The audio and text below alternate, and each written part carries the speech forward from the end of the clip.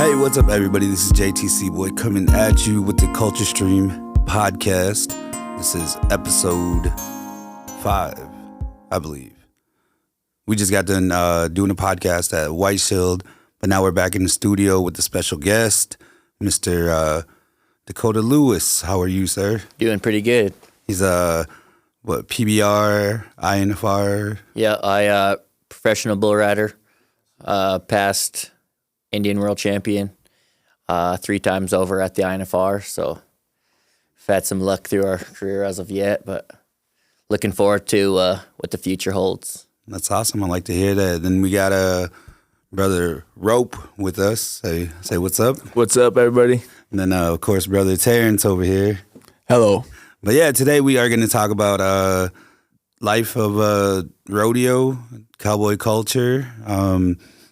A lot of natives are actually, a lot of them actually come from cowboy culture. My grandpa and my grandma were ranchers right down in Oakdale, Cooley. So then my dad, he's always a cowboy guy. So I grew up watching rodeo back in the day, bull riding. One of my favorite bull riders back in the day was Don Gay. Oh, yeah. And then Ty Murray. Yep. And of course, Lane Frost, Oh, yeah. the legend. But yeah, let's get into this. Let's talk about you, man, the star here. I was born and raised in Browning, Montana on the Blackfeet Res, enrolled member of Northern Cheyenne, Northern Cree. Being a part of the Indian rodeo circuit, something that I grew up doing. My whole entire family, they all rodeoed. My dad was a bull rider. Now he team ropes and bulldogs. And I honestly, I didn't ever think of myself doing anything else besides being a cowboy. We have a ranch and we raise cattle and we train performance horses. And so being able to rodeo on our own horses on the weekends was just that much more excitement to what we got to do. But being a bull rider for myself it's been a dream. When I was a kid, messing around, acting like I was a rodeo cowboy, I was always saying I was in the bull riding, and buck around a little bit, say I'm at the PBR finals or I'm in Las Vegas, and honestly, there hasn't been a chance that I didn't think I was going to be a bull rider or just a cowboy in general. Yeah. And, started out in the junior ranks, riding sheep, getting on calves, moved up to the junior steers and the junior bulls, and then gradually started getting on the big bulls. And once I started getting on the bulls, I knew that exactly was my passion. My first bull I ever got on, I only lasted about 2.5 seconds.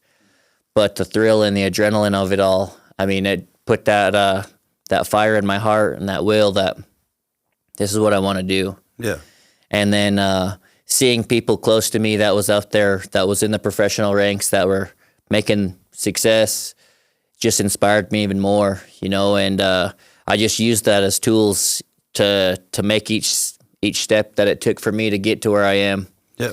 And my career as of yet, I'm 30 years old today, but made the professional bull riding world finals 4 times. And the sky's the limit. I always tell myself, I never want to put a limit on myself because we never know where we could make it. If we just keep our hard work and have that courage and faith to know that there's good out there if we just go out there and get it. So yes, sir. Yeah, I know up to date it's been a dream for me to be able to be a professional bull rider, but then also get to enjoy it with my friends and family as well, and get to meet people all across different reses. And I feel like no matter where bull riding's at, I usually meet at least 1 or 2 natives, and so they know somebody that I know. So to have that camaraderie across all the native countries, it's powerful. And for me, it just inspires me even more to want to be that much better. Yep, that's awesome, man. That's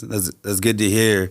Actually, I have a bunch of friends from the Browning area, the J. Dusty Bowl.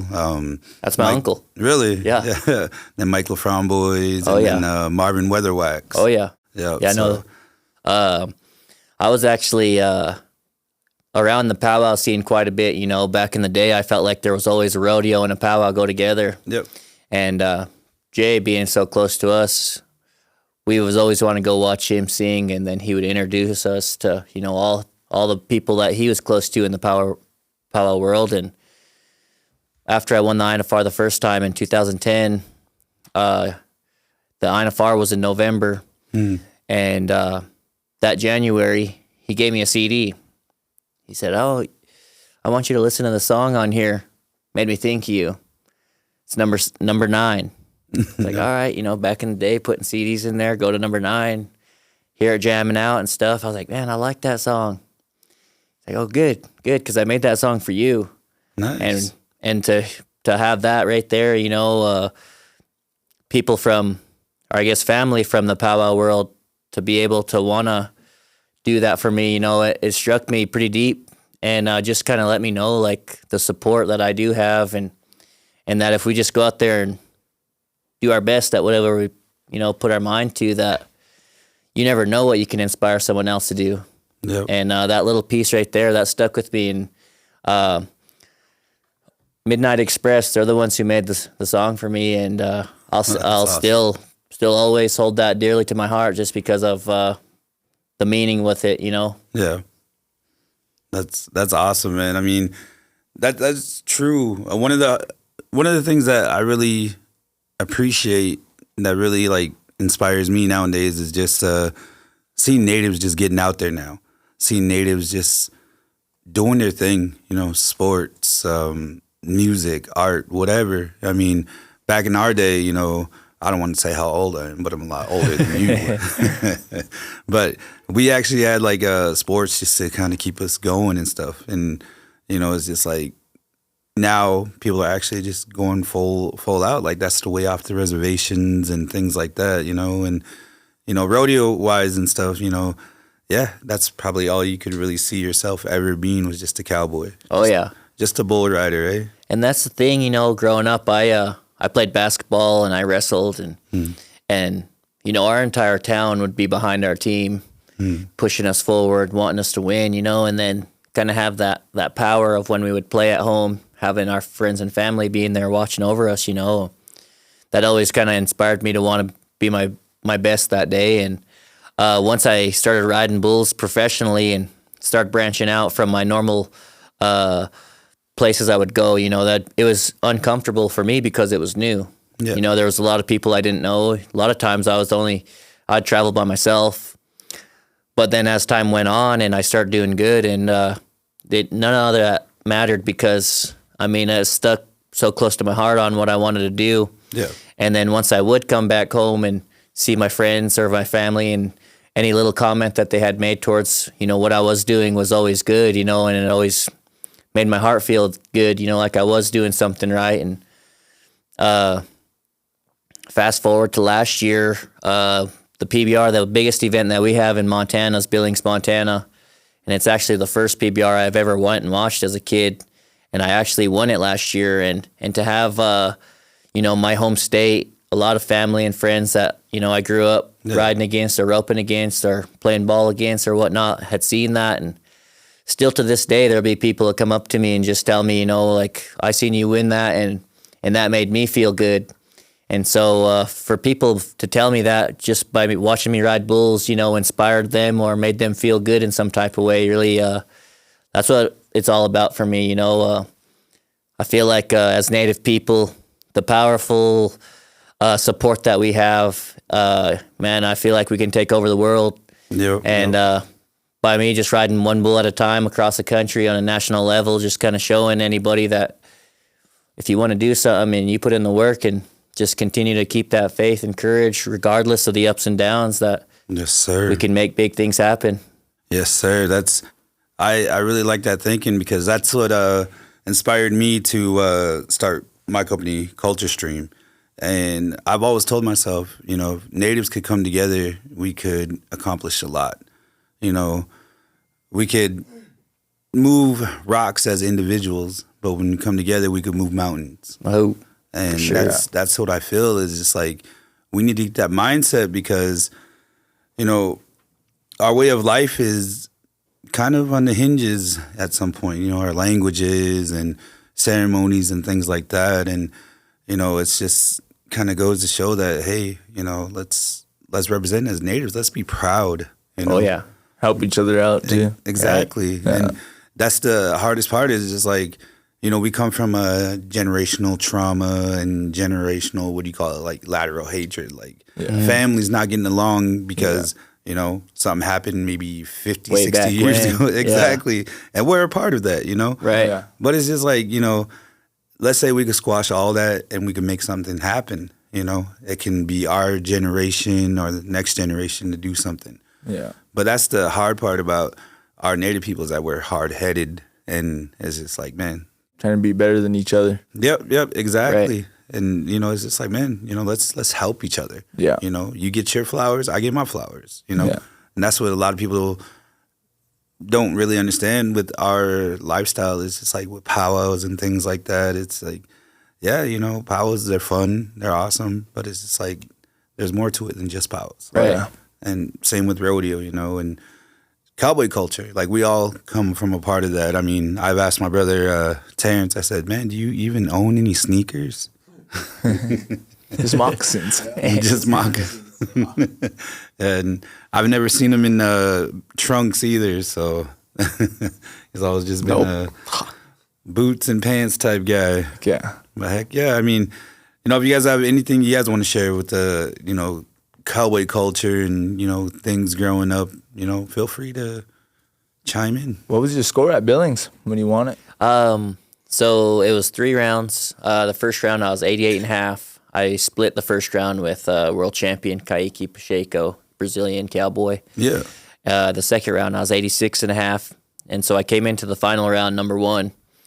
I was the last guy out, and I'd got on a bull they called Trail of Tears. And my buddy had got on that bull, Stetson Lawrence, prior to me getting on him, and he kind of gave me a couple of words of advice. And man, I started a good ride on him, and then he bumped into the fence. It kind of got me off balance. Well, in our game, if they foul you, they'll give you a re-ride. So I got a re-ride, and it was a bull that threw me off 2 times before that. So I knew I had to have my ducks in a row, you know. And prior to me getting on this, man, honestly, it was a dream. You know, I was sitting there and I was about to get on this bull, last guy out. Everybody in the entire place was standing on their feet. And I just told myself, you know, this is exactly what I dreamed about. You know, just to enjoy it, take it all in, and whatever happens is going to happen. Yeah. And, man, I got out there and I stayed on that bull that had bucked me off 2 times before. His name's Drago. And I had to be 90 points to win. And that's a pretty big score in our world. Yeah. And I was 91 points. So to have that one of my best career rides ever in Billings, to win that event in front of so many friends and family, I mean, it's definitely one I'm going to keep close to my heart. Yep, your home state. Yeah. That's awesome, man. So what goes through your mind when you're sitting there preparing yourself to jump on the bull? Man, I feel like prior to me getting on a bull, you know, if you let yourself in, just like anything, you can let your mind games play into your game or it can play against you. Yep. And so for me, man, I'm all about encouragement, whether it's for me, my brother wrote, you know, my son, anybody. You know, I want to get the best out of somebody or just hope for the best for somebody. So, I mean, it's all just positive affirmation for myself. You know, I tell myself that I've worked hard to be here. I'm physically ready, prepared, and that if I just go out there and do what I know I can do and just let my body take over, that whatever happens is supposed to happen. You know, I feel like Creator has a plan for all of us. You know, I know it's not written out in detail, but if we can just continue to do our best, that He's going to take care of us. And so that's my only thing. And then also, you know, bull riding, it's a pretty rough game too. You know, them bulls, they don't care who you are, what you did yesterday. Their job is to buck you off.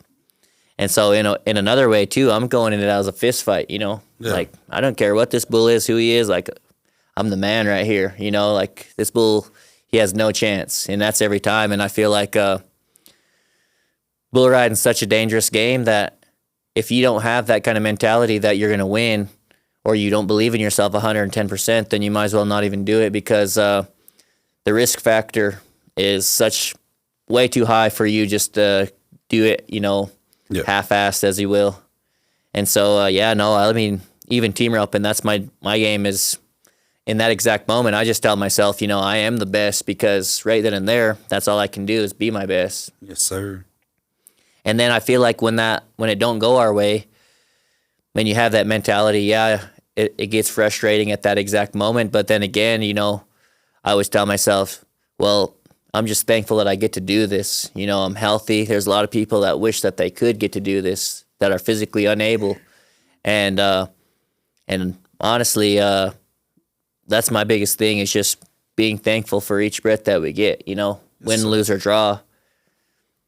Meaning nobody's going to really remember that exact performance one time or another, but if you come up and shake their hand and, ask them how they're doing or introduce yourself, they're probably going to remember that. So that's how I just try, keeping them good vibes and just spreading good medicine at all times. I seen you been taking around your boy too, huh? Yeah, and then that's the other thing too is me being a single father. I have a 5-year-old son, and when he was born, there was always that risk factor in my mind, like, should I do this because of the risk? Like, I want my son to have a dad right there, and I don't want anything to happen. But then again, I want to show my son that if you want to do something and you go out there and do it, that it can make it happen regardless. And him being right there with me, traveling all over, getting to see all different kinds of places and meet these people, and that's been a big blessing for myself. And if I could win the round or get bucked off and look up there and see my son, I know he's just happy that we're there and happy that he gets to see his dad get on bulls, and man, that's been truly a biggest blessing of my life, is having that, becoming a father, and then also just I guess trying to lead by example. I mean, I know nobody's perfect and everybody has their own deal, but man, if we can just be better than we was yesterday, I feel like we're on the right track. So yes, sir. That's awesome. Your boy's your biggest fan. Oh yeah, for sure. Big fan. Yeah, that's awesome, man. He get to go in the locker room there quite a bit. The PBR, they accommodate him and stuff because of our situation and whatnot. And it's so crazy because he don't even realize it, but I mean, he gets to be in the locker room with 34 of the best bull riders in the world, not just this region or that, and they all treat him like they're his nephew. If he needs anything, one ain't afraid to go get him something, or if I need somebody to watch him while we're doing any kind of thing, it's no problem. And I feel like my son's name's Hayes.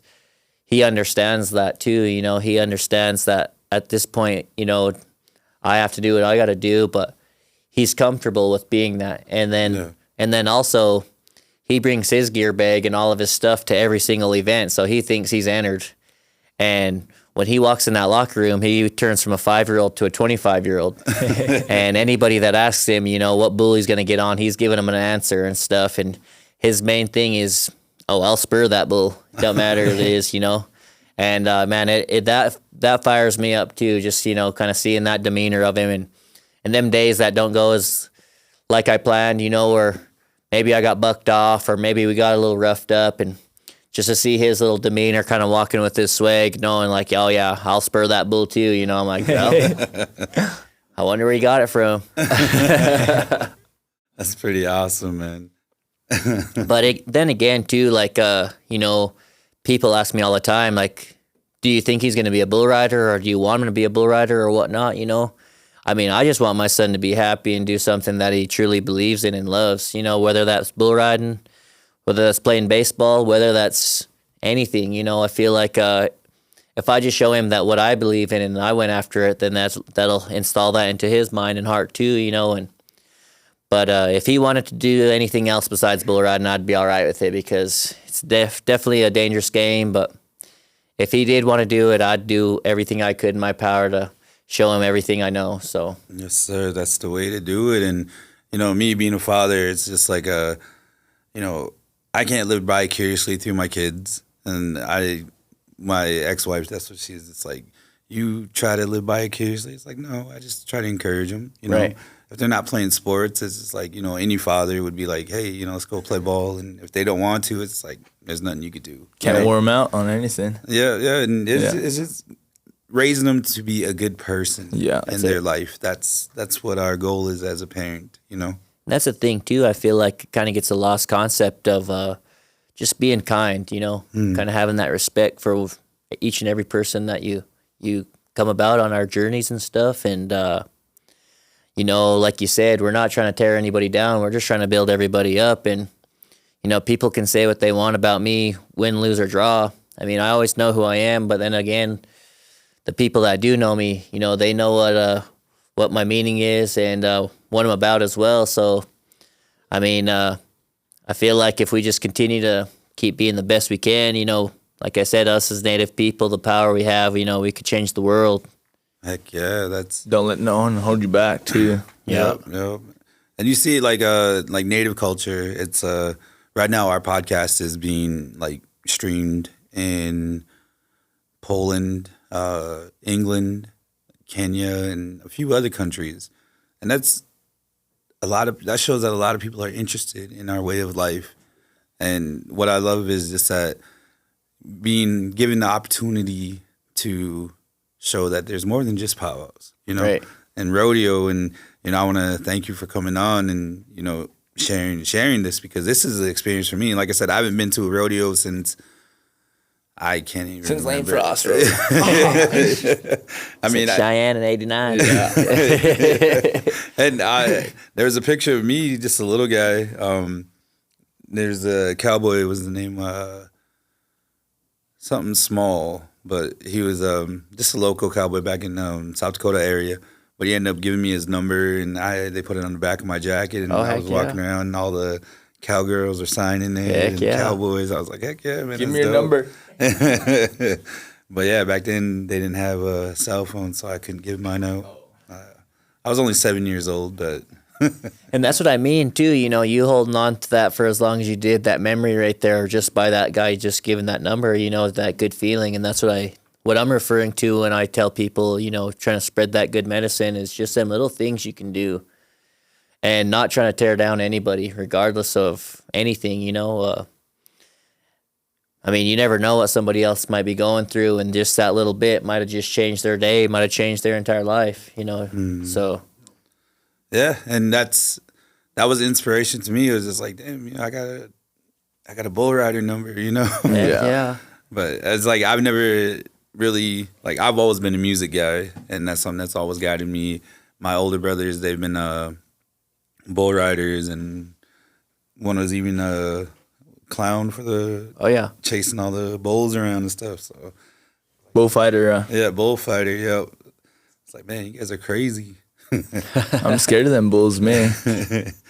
I feel like we're all a little bit crazy in our own way. Yeah, they said that bull riding is kind of equivalent of getting into a car accident.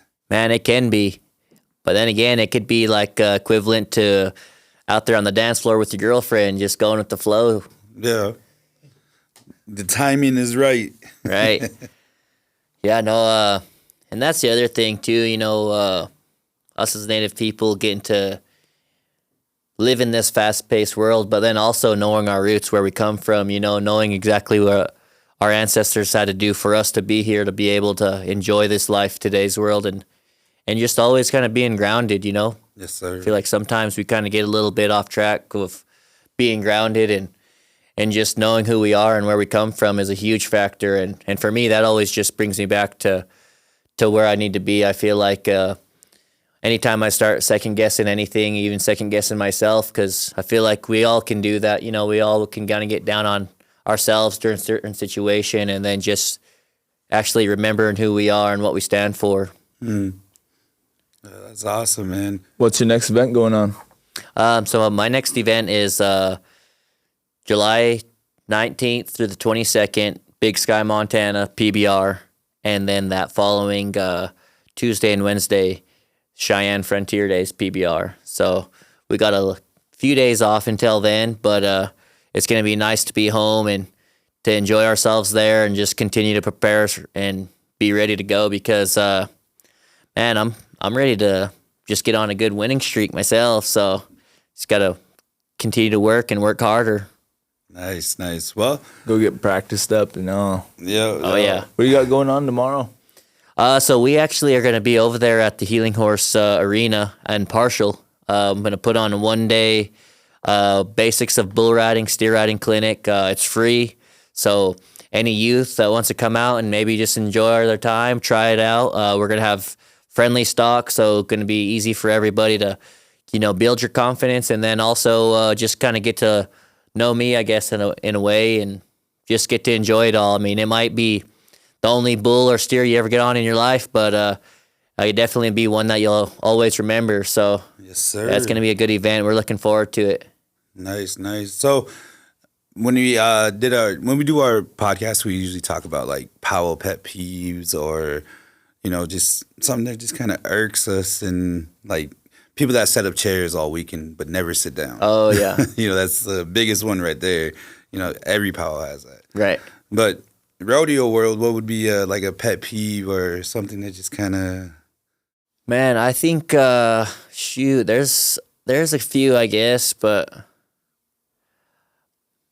I mean, I guess I'm pretty guilty of doing all of them, so I can't really say one or the other. But, I always feel like just having a good attitude around everybody, regardless of the results. I know there's so much jealousy out there in this world that when it don't go our way and it goes someone else's, some people will say things or do things that's like, oh, well, he got lucky, or, he did this because of that, instead of just being, well, heck yeah, I'm glad that he did good this time, but next time I want to be better. Not better than him, but just better than myself. And not only rodeo, but just everything. I feel like sometimes we set our focus on the small things that don't really matter. Yeah. Instead of just looking at the bigger picture. So, I would just say that'd be the main thing, is having that good attitude, treating everybody with respect, because I feel like all of our grandmas and grandpas at least told us one time, you treat people how you want to be treated. Yep. So we also like to share power stories, and I don't know if you have a rodeo story that you want to share with us. Oh, I got all kinds of stories. And I'll tell you guys a story there. I was probably about 13 years old. We were in the junior team rope in Crow. That's when they had all the junior events out there. And me being Cheyenne, there's kind of always been that little small rivalry, Crows and Cheyennes, whatnot, So every time I'm going to Crow, I'm like, oh yeah, shoot, I'm bringing my A game, because I want to win. Well, in this age group, I was kind of the older one of the age group, me and my cousin Ty, and we used to be pretty common to do good. Well, then I see this little tiny guy, big old cowboy hat, swinging a pretty good loop, I'm like, shoot, this little guy. Comes out there and ends up winning the rodeo. And it was rope. First time I've ever seen rope. He's just a little tiny guy on his horse. Saddle barely even fit him, I don't even know if his stirrups went up short enough. But he didn't care. He didn't even know that it was any type of way, because that's what he was already doing, Came out there and roped, and then that kind of grounded me too, where I was like, well, I can't just go out there and think that because this little guy right here is the size he is or the age or whatnot, don't have the ability to beat me. And that's exactly what had happened, Yeah. And so that grounded me too, and I was thinking, Better give this guy a call. I better start stepping it up, or this guy will start taking all my money, Now us being at the professional level, getting a rope with each other, it's kind of crazy how it all comes around full circle, like how it's meant to be. So Push each other to get better. That's right. Yeah, yes, sir. Now, Crow and Cheyenne are getting along now, huh? Oh, yeah. Crow and Cheyenne teamed up, taking over this team roping world. That's the way to do it. Go 49. Yeah, so, well, I guess we could wrap it up, but, you guys have any final words you guys want to share? Man, mine for myself, like I said, just that word of encouragement from each and everybody, native, non-native, whatever. We can be the best that we can be, and try making, maybe inspire or maybe just help someone else be better too. I mean, I feel like we can change the world, and, not let any kind of unfactored emotions like jealousy or any of that try playing into anything, and just just trying to be the best that we can be as Creator made us on this earth for. Yes, I feel like sir. we all have a purpose, and to never let go of that, and just always know who you are and what you stand for. Yes, sir. Yes, sir. Rope, you have anything you want to say? Give a shout out? Just give a shout out to all the Native people out there. Don't give up.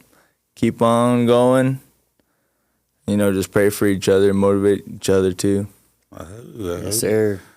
Brother Terrence. Well, if people don't know who Terrence Morgan Sr. is, Go check him out. check him out on YouTube. And he's actually one of the artists that I work with Culture Stream. He's my little bro, awesome singer, NAC singer. I believe he's one of your favorite singers too as well. Man, right off the bat, as soon as we met, I mean, I feel like, shoot, we become bros right then and there, having that brotherly connection. Then hearing his songs and stuff, I mean, he fired me up, I was having a good day, and as soon as I heard his songs, I started having a better day. Yeah. And it's just those small things too, like that. And I mean, I'll always now consider Terrence was my good brother, so. Yeah. Share a song. Yeah. Next time. Yeah, he's not going to sing for us this time, but check him out on YouTube and type in Culture Stream or Terrence Morgan, and you'll hear some good music. We got some projects in the works, so he's got some work on an album here soon that we're going to be getting out, and he's got some awesome features. But yeah, brother, Be keeping a lookout for that song he's going to make about me too, so. Yep. he's going to make his theme song over here. It's in the radar. It's in the radar. They'll start jamming it every time before I get on at them PBRs. Yeah. Heck yeah. From rap to peyote to powwow. Yeah. Oh yeah. Oh yeah. Well, you got anything to say, brother? I don't got too much to say. Felt good to come over here and hang with you guys and visit and talk, and yeah, I'm enjoying myself here. Awesome, Listen to the stories and stuff. I heard you used to be a bull rider too, huh? Yeah, I got on for like a summer. My brother Reese Jetty, he kind of got me put on him. My brother Ryan Jetty. Yeah, without them, I wouldn't have no direction. My grandpas and stuff, they all rodeoed and stuff, and my dad, he didn't really rodeo. He worked with horses and stuff, but yeah, I didn't get too far with it. That wasn't my cup of tea. But You got slammed. Yeah, and got slammed quite a few times and stepped on quite a few times. That's how I was too. I gave up. Yeah. Started roping. A lot safer, that's for sure. Yeah. Too much pop. Too much Bebsy. What's Pepsi? Awesome. Well, glad to have you guys here. It's been a blast. It's been a learning experience for me, just getting back into the talks about rodeo and stuff. And, my family, that's, they come from the cowboy culture and all that. So thank you for joining us. Thank you, Rope. Thank you, Terrence. Sir, Thank you, appreciate it. everybody, for listening. Again, as Brother Dakota was saying, do it for the people who aren't able to. That sir. comes with singing, dancing, whatever you love to do it for those that aren't here and that can't do it. But yeah, thank you guys. Have a good one.